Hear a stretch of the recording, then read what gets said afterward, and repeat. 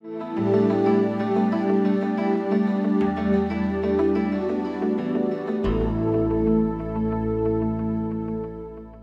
like to think of three golden ages for the Giza necropolis.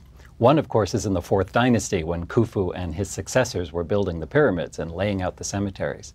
Another golden age is about 1900 to 1950, the era of the great scientific excavations. And that's what we'll explore briefly in this section. The third golden age is right now, of course, when these fantastic new technologies allow us to have access to Giza and many other archaeological sites in ways that we could only dream about previously. So there are many places we could jump in and start to talk about the more responsible scientific approach to documenting antiquity. One of them might be Napoleon's invasion and the discovery of the Rosetta Stone and decipherment of hieroglyphs. That came in 1822. But I'm going to jump a little bit later and start with the first large-scale expedition that went to Egypt and the Sudan since the decipherment of hieroglyphs. And that was led by the Prussian scientist Karl Richard Lepsius. Lepsius took a small army of scholars with him, and he had a nice modest goal, which was to document everything in Egypt and in the Sudan. And he basically did it. He went in the 1840s, and Giza was one of the first stops. They climbed the top of the Great Pyramid. They did the first numbering system for some of the mastaba tombs. They even brought some of the objects back to Berlin afterwards. And you can see them now in the Berlin Museum. Here is a photograph of the gigantic multi-volume set that resulted from Lepsius's expedition. It's called Denkmäler aus Ägypten und Äthiopien, Monuments from Egypt and Ethiopia. They are gigantic. And in fact, in this photograph, I've circled a little bottle of nail polish just to show you how big they are. Try lifting one of these. It's good exercise. But they are spectacular volumes. They have drawings both in line art and also in color. And here's an example of one of the Giza tombs on the west side of the Great Pyramid. Spectacular rendering. Now, you may be wondering, how is this useful? Doesn't scholarship progress? And here we are in 2016 and beyond, and this is a drawing from the 1840s. Why would this be useful for scholarship? Well, think for a moment about the ravages of time.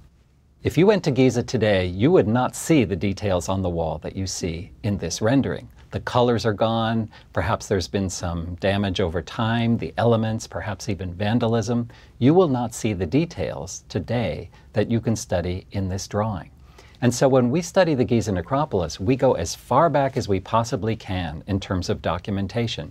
Every little bit helps. Drawings, notes, diary entries, photographs. Very often we can study Giza better in these old archives than we could standing in front of the monuments today. After Lepsius, we have another milestone in the founding of the Egyptian Antiquities Service and the first Egyptian museum. This we owe to Auguste Mariette, a Frenchman who took care of all of the monuments, tried to regulate excavations, and Mariette was also active at Giza for a time as well. It was 1858 that the Antiquities Service was founded. Here in this photograph, the arrow is pointing to the Khafre Valley Temple, and here Mariette did some clearance excavations and found one of the greatest statues ever discovered, not only at Giza, but anywhere in Egypt. Here you can see a view of the beautiful granite square pillars. These were excavated at the granite quarries in Aswan and brought by barge hundreds of miles northwards to Giza. And then in the middle of the picture you see those little emplacements, the depressions in the floor. They've been partially restored in modern times, but they were once lined with a series of statues. And the best one was the one that Mariette found and is now in the Egyptian Museum in Cairo. Here's a shot of it. It's in a material called anorthosite gneiss. It comes from a quarry hundreds of miles south of Giza and is difficult to photograph. You can see all the different colors and veins shining through. But like the famous pear statue of Menkaure and his queen, this shows the ageless, idealized, physically perfect god-king ruling over a centralized kingdom. The next famous person to visit the site was in the 1880s. This is Flinders Petrie, perhaps the father of modern scientific archaeology, followed only by our own George Reisner. Petrie originally got interested in all the mystical measurements and mathematical calculations about the pyramids, and he wanted to check it out for himself. So he came here to Giza, and on the east side of the Great Pyramid, he made up shop in a tiny little rock-cut tomb and lived there for a while, and did some of the best and most accurate measurements of the entire site. I've found this tomb actually in later years and asked my Egyptian inspector to pose in the same stance right in front of it, so you can see that not too much has changed in all the intervening decades. And now we come to the big three. So the year was around 1902-1903. George Reisner was excavating at other sites, and there was plundering and illicit digging going on at Giza. And in fact, there were Englishmen and others who were working at the site without a lot of archaeological training and experience. This was driving the Egyptologists and the archaeologists crazy. So Reisner and others appealed to the antiquities authorities, then under French control, under a man named Gaston Maspero, and eventually the decision was made to let scientific expeditions come to Giza and dig the site responsibly. There was an American mission interested under George Reisner. There was a German mission interested under Georg Steindorf, and the Italians from Turin were represented by Ernesto Schiaparelli. They were all told to meet amicably and divide the site of the pyramids amongst themselves, and that's what they did. They met on the veranda of the famous Mina House Hotel, and they drew lots out of Mary Reisner's hat and divided up the pyramids and the mastaba fields surrounding them. In this image, you can see the division of the site as it was originally made and then as it changed over time. The yellow shaded area was given to George Reisner and the Americans. That's the western side of the Great Pyramid, the northernmost strip of the Western Cemetery. The blue area was given to the German expedition. That's the central strip of the Western Cemetery and also the second pyramid. And then the orange-colored area was given to the Italians, to Schiaparelli. That's the entire eastern field and also the southern strip of the Western Cemetery. Well, the Italians only stayed a few seasons, and then they wanted to go off digging elsewhere, and so George Reisner actually inherited the Italian concession. So he now had 2/3 of the Western Cemetery, all of the Eastern Cemetery, the third pyramid of Menkaure, and the Germans retained the area that they had. Much later, when World War II broke out and the Germans were not allowed to continue excavating, an Egyptian mission took over part of the German, by then German-Austrian, concession.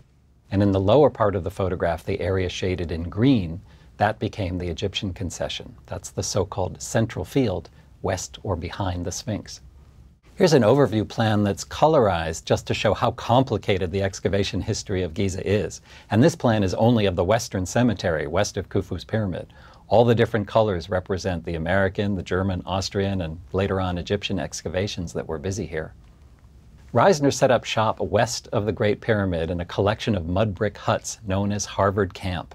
And this was his home basically for the next 40 years. He owned no property back in the United States, and he only returned about 4 or 5 times to teach at Harvard University and to be curator at the Museum of Fine Arts, Boston. So even when he dug at other sites up the Nile and in the Sudan, Harvard Camp at Giza remained headquarters.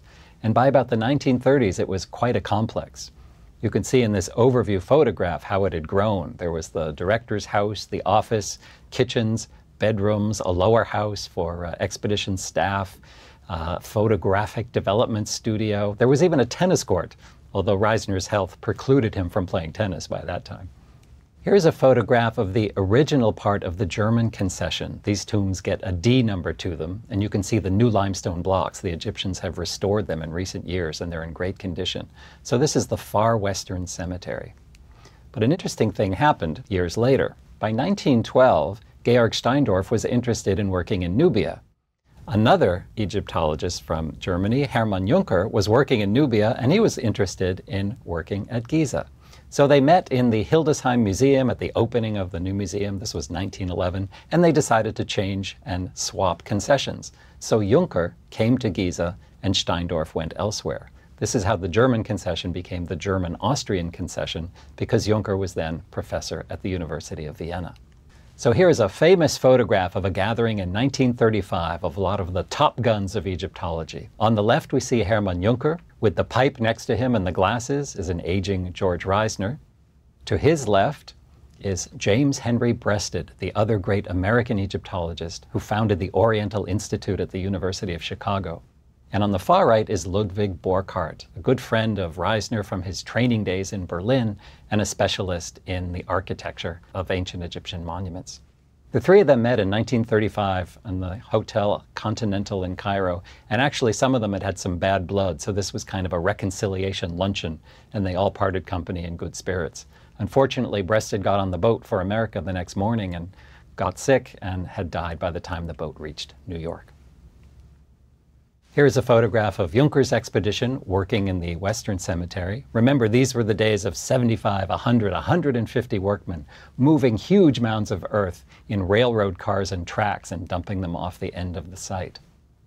And this is Salim Hassan standing next to George Reisner. Salim Hassan led the Egyptian expedition that took over the central field when the Germans were no longer able to work there. The photograph here, taken from the top of the Great Pyramid, shows how extensive and complex the central field is. The pathway of limestone running from right to left in the center part of the photograph is the causeway that connects Khafre's Valley Temple to his Pyramid Temple and pyramid. And then at the top of the photograph, what you see is a modern Muslim and Christian cemetery and the so-called Southern Mount at the very top of the photograph behind.